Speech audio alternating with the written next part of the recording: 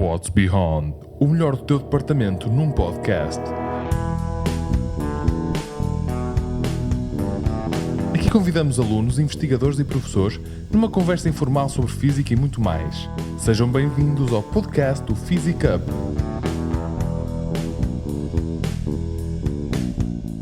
Olá ouvintes, o meu nome é Patrícia Soares e eu estou aqui com o professor José Luís dos Santos. Olá professor, muito bem-vindo.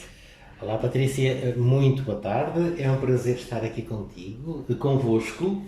É um privilégio ter tido o convite que me fizeram e, portanto, estou aqui completamente à disposição para tentar responder às perguntas que me vão colocar o melhor possível. Obrigada, professor. Eu estava a pensar em irmos andando um bocadinho pela sua jornada ao longo deste episódio. Isso. Gostava de começar por lhe perguntar se sempre quis física, se lhe passaram outras vertentes pela cabeça, como é que surgiu o seu interesse por óptica e eletrónica? Eu diria o seguinte, eu sempre tive uma grande paixão pela ciência. Desde que me lembro de miúdo, portanto, sou oriundo de uma família humilde do concelho de Vila de Conde, uma freguesia rural. E, portanto, sempre tive uma vida de meninice fantástica, com muita liberdade, pelos montes e pelos campos, a jogar futebol. Mas eu recordo-me que desde miúdo eu tinha uma sensação muito especial quando olhava para o céu e via as estrelas, via o céu azul e pensava que bonito isto é. E então, numa dada altura, quando eu fui para a escola de Vila de Conde, para o secundário, portanto, naquela altura ainda não era a distribuição que existia agora, mas havia, enfim, era o equivalente ao 9º ano e depois ao 12º ano. Eu aí percebia que gostava de matemática, gostava de física, gostava de fisicoquímica, também gostava de português, de línguas detestava, que eu gaguejava muito. Mas depois eu percebi que a física seria realmente algo que se encaixava comigo. Mas atenção! Eu tinha uma certa pretensão ou propensão para ir para a engenharia eletrotécnica, porque naquela altura, eu diria assim, havia um conjunto de profissões tipo, que era médico, engenheiro, advogado, e depois nas famílias mais de posse de terras havia também a profissão de ir para padre, não sei se tens essa ideia. Bom, mas eu optei por ir para a Faculdade de Ciências para o curso de Física. Exatamente porquê? Porque eu tinha e tenho, felizmente, uma sensação muito profunda e muito intensa do mistério disto tudo. E pareceu-me que seria a física que estaria mais próxima de me dar as condições de eu poder potenciar essas sensações que eu tinha. Sim, a física abre-nos muitos olhos. E na altura em que o professor foi aluno da Faculdade de Ciências, como é que diria que foram os seus anos universitários? Olha, eu diria o seguinte, eu lembro-me que aos 18 anos, naquela altura a Faculdade de Ciências era nos Leões, onde é agora a reitoria. Sim. Eu lembro-me que, repara, que eu era um rapaz de aldeia rural, os meus pais, como eu disse, eram pessoas humildes, e eu só vinha à cidade do Porto quando ia a alguma consulta de médico especialista, porque só havia médicos especialistas na cidade. Portanto, quando eu cheguei aos meus 18 anos à Faculdade de Ciências, à porta da Faculdade de Ciências do que é agora a reitoria, eu tive um misto de pânico e de entusiasmo.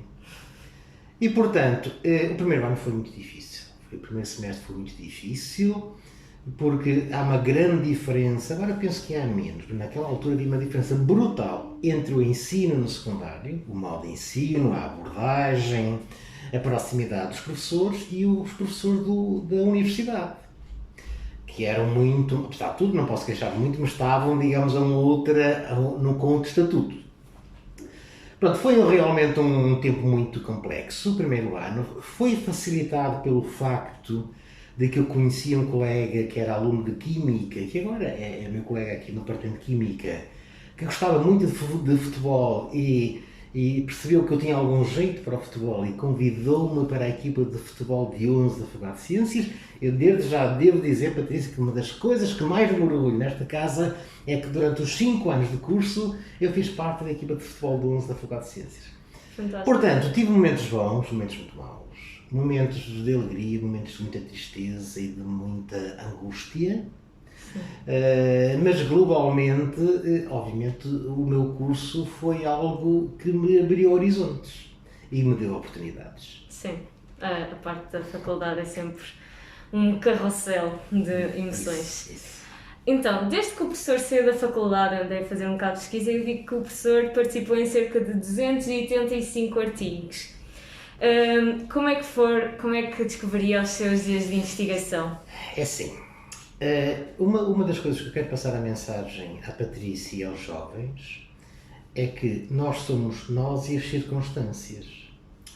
Eu naquela altura, eu lembro-me, eu não respondi a essa parte porque me esqueci, naquela altura havia, mas quando se chegava ao terceiro ano terminava-se o bacharelato. E depois havia, digamos, uma graduação. Ah, sim, era o 3+2? Eram 3+2, mas não explícitos, entendes? Bom, então, até o terceiro ano era geral para todos, para as pessoas que queriam ir para o ensino, para as pessoas que queriam ir para o estado sólido, para a ótica, etc. Na altura, no final do terceiro ano, nós tínhamos que escolher qual era. Eu queria ir para o científico, pronto.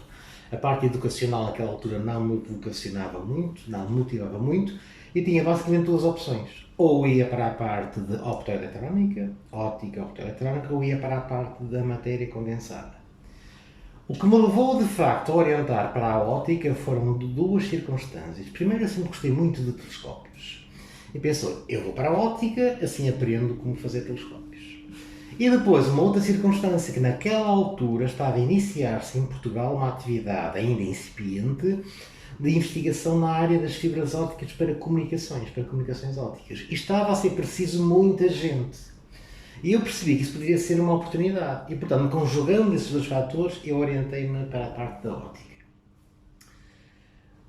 Depois, o que aconteceu? Em 85 terminei o curso, em 83, tive um ano bolseiro aqui, digamos, na Faculdade de Ciências, e em 85, porque era preciso pessoas com formação em óptica e eletrónica, a minha formação aqui na Faculdade de Ciências era fundamentalmente de óptica, foi possível eu ir um ano para a Holanda, para a Philips, em 1985, aprender eletrónica, foi espetacular. E, portanto, quando voltei, ingressei num grupo que estava a fazer um grande projeto, o primeiro grande projeto nacional, de sistemas de comunicação por fibra óptica, que na altura, na Europa e no mundo, era realmente o topo do topo em termos de investigação. Portanto, durante 2 anos, foi nessa altura que se fundou o INESC Porto, que agora se chama INESC Tech. Sim. E foi nessa altura também que eu ingressei como assistente e estagiário no Departamento de Física da Faculdade de Ciências.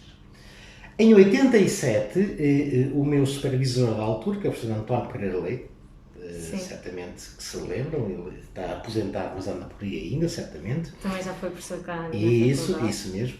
Que era o meu orientador, pensou, bom, Zé, tu és assistente estagiário num Departamento de Física. Nesta altura, as comunicações ópticas ainda têm muito de fundamental, mas daqui a uns anos vai ser tecnologia e mais apropriado para uma faculdade de engenharia.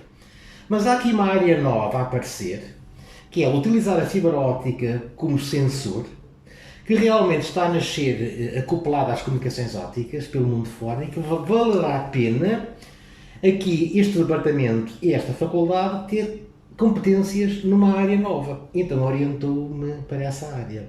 Fui para a Inglaterra, para um dos grupos melhores do mundo da área dos sensores em fibra óptica. Foi possível, portanto, fazer o meu doutoramento, que terminei em 93. Foi um doutoramento misto, que era um doutoramento misto. Havia períodos cá e períodos lá. O que era bom, o que é muito bom quando se quer instalar cá novas áreas, porque uma pessoa vai ganhar conhecimento lá fora e trazê-lo para cá. E assim se iniciou um processo de instalação de um grupo de investigação e desenvolvimento em sensores de fibra óptica, no início muito pequenino, que foi crescendo até ter uma dimensão substancial. E de forma, nesse processo todo, obviamente fomos fazendo investigação, fomos fazendo coisas interessantes, fomos publicando, né? E depois, obviamente, só se pode ter essa quantidade de artigos quando se tem alunos de doutoramento. Portanto, quando eu cheguei a uma altura em que tive 6 ou 7 alunos de doutoramento simultâneos. Foi uma altura doida. Portanto, obviamente, digamos, cada aluno com um tema específico de investigação nesta área, que obviamente dava produção científica, e eu como supervisor e como acompanhante também publicava. Portanto, quando se vê um número desse de artigos, só é possível se uma pessoa estiver associada a um número constante e significativo de alunos de doutoramento. Sim. Já agora, por curiosidade, qual é que foi o sítio para a Inglaterra que o professor foi especializado nessa área? Olha, é assim, o meu professor que eu sou uma pessoa de sorte. E sou uma pessoa de sorte porque sempre tive a felicidade de encontrar pessoas fantásticas. E uma delas foi o professor António Pereira Leite, que percebeu que fazia sentido a este departamento e esta faculdade ter uma área de sensorização em fibra óptica para potenciar o investimento todo que estava a ser feito aqui no Norte. Foi aqui no Norte que começou as fibras ópticas, atenção. Sim. Aqui no Norte, no sentido das comunicações por fibra óptica, e já agora não há par, já deverás ter ouvido falar que Portugal sempre teve uma posição de muito destaque na Europa em termos de instalação de sistema de comunicação por fibra óptica. Porquê? Exatamente porque em 85, 89, com esses grandes projetos e financiamentos que se obtiveram, formaram-se muitas pessoas com conhecimento em tecnologia das fibras ópticas e comunicações, que depois foram para a PT, para a EDP, enfim, de alguma forma dinamizaram sistemas de comunicação por fibra óptica. Bom, mas então o professor Pereira Leite percebeu que eu tinha que ir aprender para um sítio de topo na área dos sensores de fibra óptica. E foi à Inglaterra, a Universidade de Kent, que era liderada pelo professor David Jackson, que é uma autoridade mundial na matéria na altura, e ele pensou, este é o sítio ideal para aquele jovem rural vir aqui aprender. Foi realmente um grande salto. Assim foi. Quando cheguei lá, eu tive vários choques. Mas eu lembro-me, isto talvez seja interessante contar isto. Eu lembro-me quando cheguei a Ifro, ao aeroporto, em Londres, entrei no metro, o metro estava vazio, sentei-me num daqueles, digamos, bancos de dois em frente um do outro, pronto, lugar de 4, típico dos metros e dos comboios. Sentei-me deste lado junto à janela, deste lado não estava ninguém, à minha frente também não estava ninguém. Na próxima estação entra um jovem, que se senta aqui, portanto, no lugar da frente, e põe os pés à minha beira. Eu pensei, como é que é possível? Este rapaz está a pôr os pés em cima do assento onde uma pessoa se vai sentar e que é à minha beira. Eu realmente fiquei estupefacto, nunca pensei. A minha ideia de Inglaterra é do gentleman, das pessoas educadas, etc. Bom, e umas outras coisas que eu percebi. A outra situação foi quando cheguei à universidade. O professor Pereira Leite já tinha combinado tudo com o professor Jackson, que eu ia naquela data, naquela altura, etc. Mas é verdade que o homem se esqueceu, naturalmente. Tem tanto que fazer que se esqueceu de mim. E, portanto, quando eu fui ter ao gabinete dele, ele ficou... you are português. Ficou aflito, porque tinha-se esquecido completamente de mim. Então, a Inglaterra é uma coisa fantástica. Das 10h30 às 11 há a hora do café e do chá.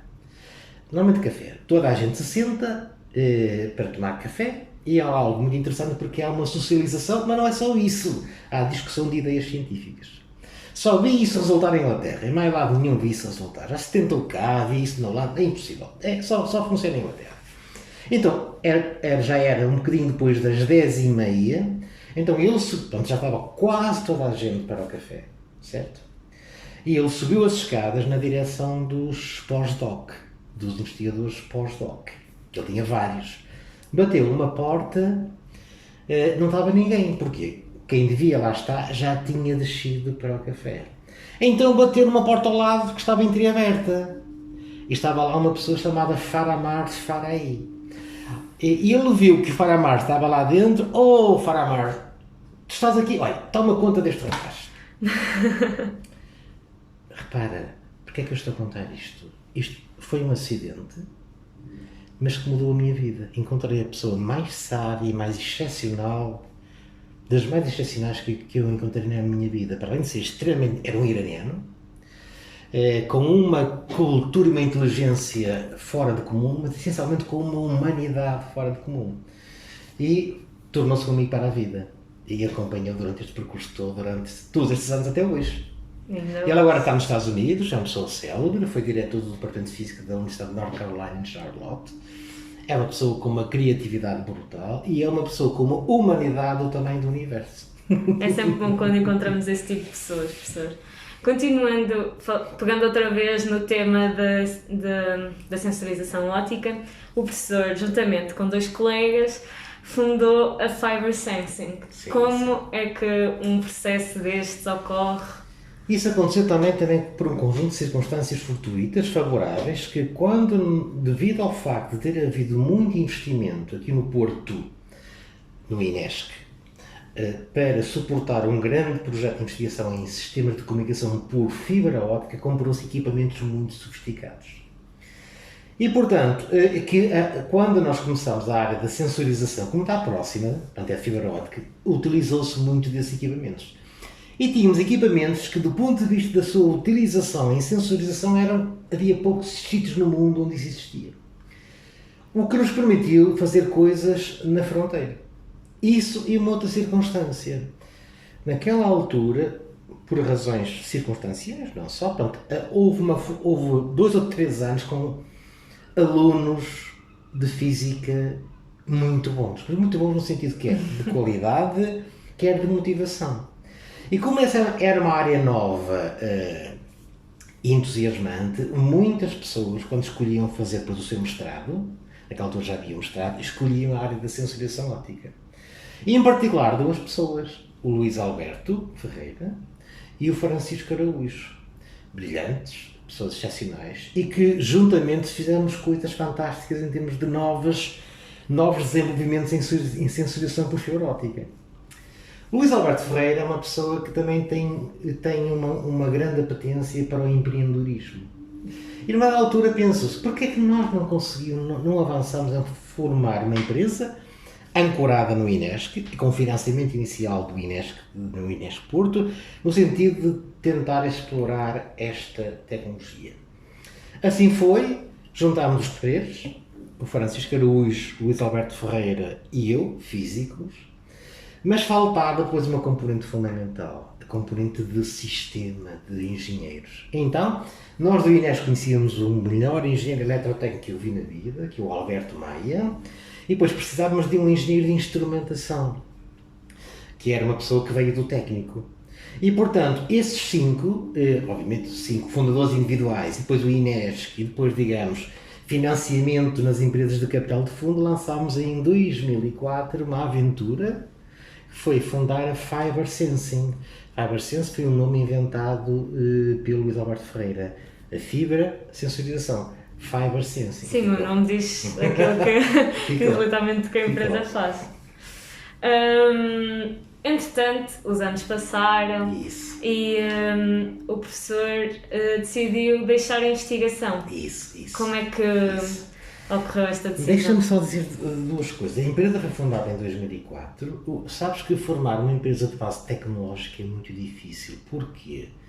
Quando se forma uma empresa, por exemplo, baseada em meios informáticos, o investimento não é muito grande. Computadores, melhores ou piores, mas computadores. Para formar uma empresa do tipo Fiber Sense que utiliza tecnologia de ponta de fibra óptica, foi necessário investir mais de 2 milhões de euros. Bom, a verdade, ou seja, digamos, quando se forma essa empresa, nos primeiros dos anos, tem que ter um apoio muito forte das entidades financiadoras, neste caso o INESC, e as empresas de capital de risco portuguesas que estão ligadas ao Estado. O certo é que em 2008 nós estávamos a chegar àquele ponto em que as receitas estavam a exceder as despesas, porque há despesas mensais, os ordenados das pessoas, tudo, obviamente. Em 2008, portanto, estávamos a chegar ao ponto de voo, como se me dizer, quando a empresa começa a dar lucro. Claro que acumulou prejuízo até essa altura, mas a partir do momento em que começa a dar lucro, já começa a compensar os prejuízos passados. Quando em setembro de 2008 surge a crise financeira internacional, com a queda do banco do Lehman Brothers, que originou aquela crise, que és uma jovem, talvez não te lembres dos teus pais, aquela crise brutal internacional que chegou a Portugal depois em 2011, foi nessa altura que veio a Troika para Portugal, etc. E a verdade é que nós tínhamos em 2008 na empresa uma carteira de encomendas fantástica que foram todas anuladas. A empresa só sobreviveu porque as entidades de capital de risco e o INESC perceberam que esta empresa tem valor, vamos aguentá-la. E assim foi, aguentaram a empresa, aumentando os prejuízos da empresa, o passivo aumentou, isso costuma dizer, até 2012, quando foi possível começar a dar a volta à situação, e a empresa então começou novamente a ter um período em que passou aquela fase em que os lucros, portanto, as vendas, portanto, passavam, digamos, as receitas eram superiores às despesas. Sim. O que originou depois um crescimento muito grande da empresa. Em 2014, uma empresa alemã célebre decidiu comprar a Fiber Sensing, assim foi. Uma das condições que impusemos foi que a empresa não podia sair de Portugal. Ela está ali situada atualmente ali junto ao aeroporto, desde 2004. Uma vez a Nuca já levou lá. Eles até falaram, foi a IBM que comprou, não foi? Exatamente. Está situada desde 2004 e atualmente a empresa tem cerca de 150 pessoas. Mas o que eu quero dizer com isto é o seguinte, para a Patrícia e para os jovens, este foi um processo bonito, mas extremamente doloroso. Se me perguntasse se farias outra vez a mesma coisa, não. Porque foi doloroso, repara, digamos, quando se é sócio de uma empresa, mesmo que seja uma percentagem pequenina, tem que se meter dinheiro próprio. E quando se explica à nossa esposa ou marido, digamos, que se vai meter dinheiro numa empresa, é muito complicado. Tem que haver uma grande cumplicidade. O que eu quero dizer é, foi uma aventura bonita, mas sofredora. Bom, isto só para dar, digamos, um ponto que eu penso que é importante. O que aconteceu? Eu diria que em 2010, nós, para se organizar um congresso internacional, há duas condições. De prestígio, as pessoas que organizam serem um grupo reconhecido internacionalmente na área do congresso. Por exemplo, nós, se quiséssemos organizar um congresso, sei lá, portanto, em agricultura, digamos, em deserto, não era possível porque nós não temos competências cá. Bom, a verdade é que o grupo de Porto, durante esses anos todos, basicamente de 87, foi ganhando prestígio, cresceu bastante, e ganhou então, portanto, estatuto para lhe ser atribuído a organização de uma conferência europeia de topo na área de sensibilização em fibra óptica, que aconteceu em 2010. E que foi um culminar de um processo, ao fim e ao cabo, de atividade do grupo aqui no Porto. Nessa altura, nesse mesmo ano, eu fui convidado a integrar a direção da faculdade como subdiretor pelo professor António Fernando Silva. E digamos, eu na altura tive dúvidas, mas em face do convite dele eu achei que ele não devia dizer que não, até porque estava a acontecer outra coisa, Patrícia, eu chamo a vossa atenção nisto. Eu não tinha percebido o que originou a crise de 2008. Perguntava a economistas, pessoas amigas, economistas, que diziam, isto é cíclico, portanto, já houve muitas crises, isto digamos vai e vem, está tudo normal, tudo comodante, nenhum problema. Mas eu achava que pela ferocidade da crise, que aquilo era diferente. E fui-me apercebendo que a crise de 2008 era uma erupção, uma manifestação de algo muito mais profundo que estava mal no nosso sistema social e económico. E era basicamente o quê? Nós tínhamos e temos ainda um sistema económico que está em disfunção com o sistema terrestre. Portanto, nós temos um sistema económico que não preserva a casa comum. E como não preserva a casa comum, este tipo de crises e de sofrimento e de morte, digamos, iria continuar a manifestar-se, porque a partir do momento em que nós estávamos constantemente a sair dos limites e das fronteiras que o nosso sistema terrestre nos permite, certamente que ia haver manifestações, crises económicas e sociais cada vez maiores. Então, eu percebi que eu sempre tive uma vida lá em cima no terceiro andar, nos laboratórios, e aqui embaixo, digamos, sempre trabalhei muito. Sempre, mas por gosto. Eu nunca tive problemas, digamos, fins de semana, noites, eu faço por gosto. Aliás, eu costumo dizer, eu já vos disse a vocês, mas digo também, eu sou um felizardo mesmo porque faço aquilo que gosto e recebo um ordenado ao fim do mês. É fantástico, não é? Sim, é fantástico. É o objetivo de toda a gente. Exatamente. Mas nessa altura eu percebi uma coisa, ou seja, a universidade tem funções fundamentais, é gerar conhecimento e transmiti-lo. Sabes qual sabes que a Universidade de Oxford foi colocada no primeiro lugar do ranking internacional. Sabes qual é o lema da Universidade de Oxford? Learning Teaching Research, por esta ordem. Learning significa educação integral. Teaching, passar o testemunho às novas gerações. E Research, também como substrato para permitir, digamos, esse processo correr bem. Eu percebi que, sendo o Learning e o Research aspectos fundamentais da universidade, há alturas, há épocas temporais em que a universidade não se pode aliar do que se passa na sociedade. Isto não é nada connosco, é com os políticos, com as organizações. A universidade não é nada connosco. Eu percebi que não pode ser assim. E resolvi ter uma intervenção muito mais ativa. E a possibilidade que o professor António Fernando me deu, por integrar a direção da faculdade, deu-me esse campo de manobra de tentar, em particular, que a Universidade de Porto e a sua Faculdade de Ciências tivesse uma ação muito mais incisiva no sentido de pensar formas de organização de ensino, da sociedade e áreas económicas que levassem a sociedade, claro, uma pequena contribuição, mas os deltas todos somam-se, que levasse a sociedade a orientar-se para um modelo socioeconómico compatível com o sistema terrestre, ou seja, de futuro. Sim. E, portanto, aconteceu então o quê? Eu cada vez me envolvi mais nestas coisas, em particular no aspecto agroalimentar, porque eu sempre percebi que... Sabes qual é a principal área económica, de longe, ordens da grandeza, da sociedade terrestre? Não é as máquinas, nem os carros, não é a indústria do divertimento e nos computadores. Sabes qual é? A área agroalimentar. E sabes porquê? Nós temos que nos alimentar todos os dias. Exatamente. E, portanto, envolvi-me fortemente, digamos, na parte do ensino. O agroalimentar na Universidade de Porto situa-se na Faculdade de Ciências, que sempre foi muito desconsiderado, sabes, Patrícia? Porque era assim aquele parente pobre. Eu achei que era completamente errado em face deste novo racional. E envolvi-me fortemente, digamos, no desenvolvimento do campus agrário da Universidade de Porto em Veirão. O que foi muito surpreendente, as pessoas ficavam muito admiradas quando diziam que é que eu era um físico, mas o que é que faz um físico na agricultura? Mas realmente eu percebi que o facto de ser um outsider ajudava por vezes a gerar consensos. Bom, dito isto, o tempo é finito. Digamos, a cada vez fui tendo menos tempo para a investigação. Em 2017, o meu último aluno do doutoramento foi um iraniano. Porquê? Nós temos aqui muitos iranianos. Sabes porquê? Porque o meu amigo Faramar Farai, que eu conheci em Inglaterra, depois ficámos com uma ligação muito forte. O Irão tem alunos excepcionais, tem escolas de elite e que querem estudar noutros países. E Portugal é um país apetecível porque é neutro no sentido que não cria grandes estados de alma. Então vieram muitos alunos iranianos para o Porto. Já agora deixa-me contar-te uma coisa, talvez seja curioso para saberem.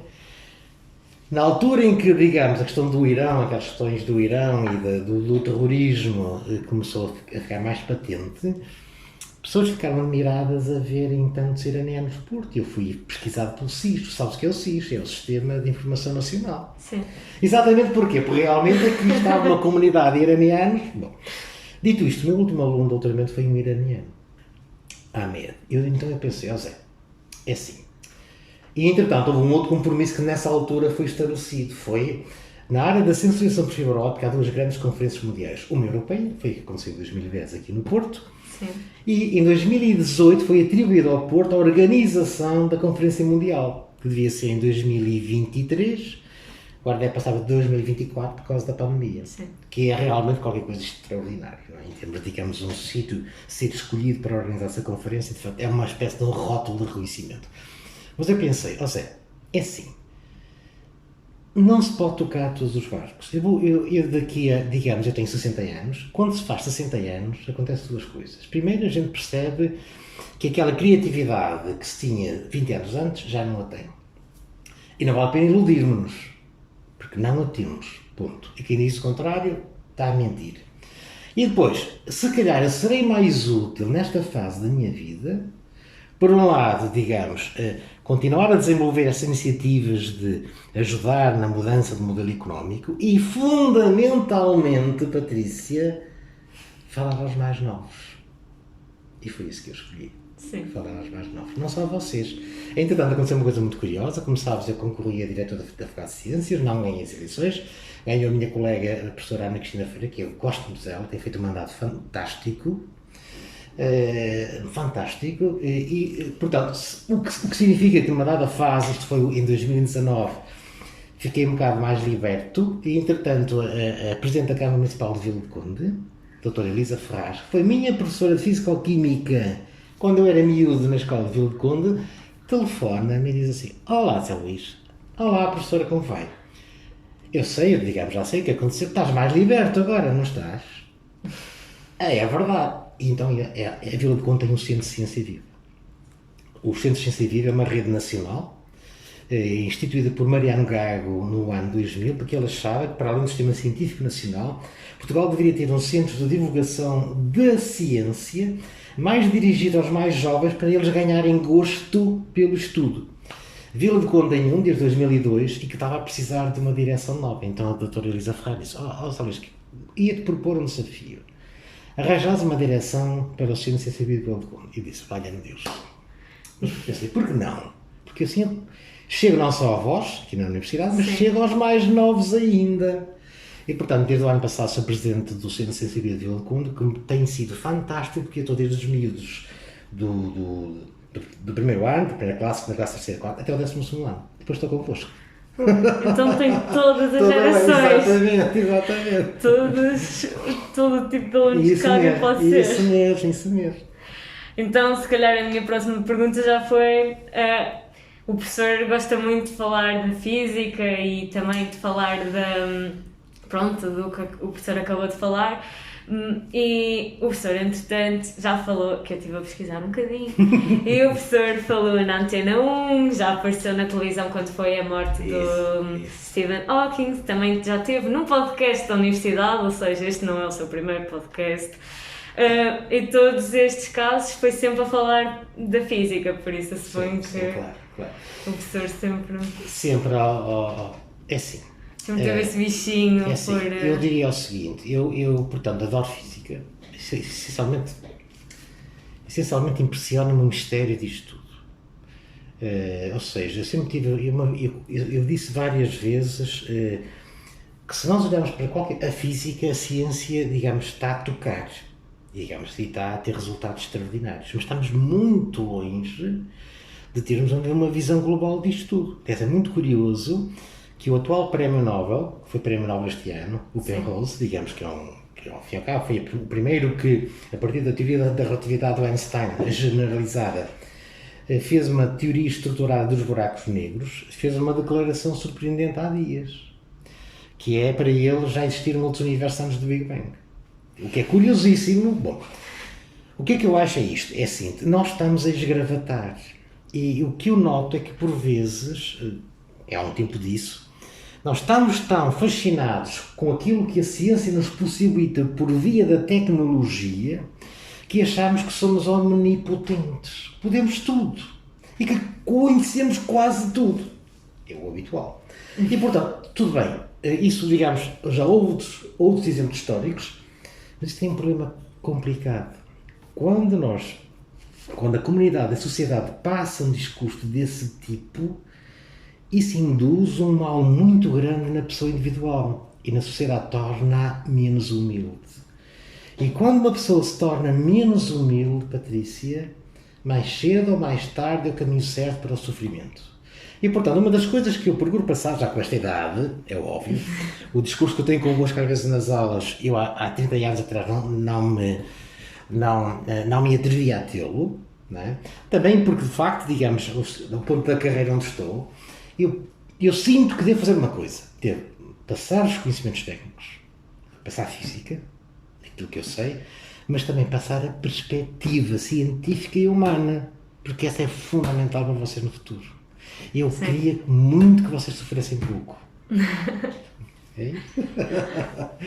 Por acaso, uma das minhas perguntas era uma coisa que tem mais ou menos a ver com isso, porque eu queria lhe perguntar se há alguma experiência pessoal que o professor nos aconselharia a não ter. Olha, é assim, eu já tive a idade da Patrícia, eu já tive uma idade... É assim, eu já tive a idade da Patrícia, já tive uma idade de muita arrogância. Tive. Entretanto, a vida orientou-me para um caminho que eu acho que é mais correto, e orientou-me por via de sofrimento. uma das coisas curiosas da vida é que nós não nos reorientamos de uma forma substancial por coisas boas, reorientamos-nos porque as coisas nos magoam. Sim. Visto em retrospectiva, o que é que eu poderei dizer? A juventude, a pessoa vai aprendendo sempre com os erros que faz, é inevitável, mas aquilo que eu diria, digo também sempre às minhas filhas, às vezes elas acham que eu sou um chato, que é muita atenção ao outro. Muita atenção ao outro. Porque o outro, eu sou o outro nos olhos da Patrícia. E portanto, se nós estivermos muito sensíveis ao outro, torna-se quase evidente algo que é um lema fundamental para a própria felicidade pessoal, que é: faz aos outros aquilo que gostarias que te fizessem a ti. Portanto, eu não dou conselhos longe de mim, mas diria as seguintes palavras: quando vocês jovens estiverem em situações que têm que tomar decisões que envolvem pessoas, desde o nível mais básico, o namorado que não gostam e querem acabar com o namorado, ou então mais no futuro, antes de o fazerem, tentem pôr-se daquele lado. E se o tiverem que o fazer, façam-no com docilidade, como é que se pode dizer, com empatia, porque isso faz toda a diferença. Faz toda a diferença na outra pessoa, mas mais importante, da perspectiva da pessoa que está a fazê-lo, faz bem a vós próprios. Só irão notar isso mais tarde, mas irão perceber que esse é um caminho para nós nos sentirmos bem. Mesmo que a vida nos traga amarguras, se nós tivermos essa atitude de paz connosco próprios, acabamos sempre por nos sentir bem. Sim, é o tal provérbio: não faças aos outros aquilo que não queres que te façam a ti. Exatamente. Que é muito difícil de pôr em prática. Sim, às mas vezes. tentem sempre fazer isso. Não é também pelos outros, mas também por vós. Pela nossa por vós. consciência também. Exatamente. O professor já falou uma vez nas aulas que acho que era ir, eu já não lembro ao certo ao sítio, mas que o professor gostava muito de ir ver as nogueiras. Sim. E surge-me então, qual é que é o seu sítio favorito? É assim, olha, o meu sítio favorito, eu vou dizer uma coisa que fazia quando era miúdo, jovem, que os meus pais não sabem. Não sabem? Portanto, não souberam, senão ficavam felizes. Eu à noite pegava, eu era de uma aldeia rural, então tinha lá um cachorrinho, à noite fugia, cheguei até a descer pela janela da casa, fugia e ia para um sítio onde estava um campo de futebol, com uma noite escura, deitava-me no campo de futebol, no meio do campo de futebol, e via o firmamento. E o cãozinho deitava ao meu lado. Era fantástico. Recordo ainda com melancolia, esses tempos faziam-me um bem brutal. Em geral, eu gosto muito de todo sítio. Eu gosto de ver pessoas, gosto de ver prédios, gosto de ver o mar, gosto de ver uma natureza, gosto de ver uma planta. Tudo que me sintonize com uma vibração do mistério do mundo, eu sinto-me bem. Tudo aquilo que o faça pensar. Exato.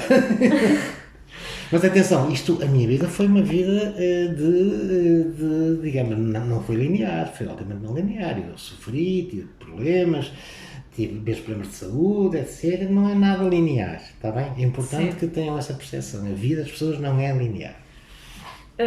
Então, em uma frase, como é que descreveria o seu passado? Como é que eu descobria? O seu passado. Numa frase. Uma procura. Uma procura? Uma procura. Uma procura pelo Uma quê? procura sabendo que não vou encontrar a resposta, mas que ao fazer o percurso me faz sentir bem. E o que é que espera do futuro? Eu tenho muita esperança no futuro.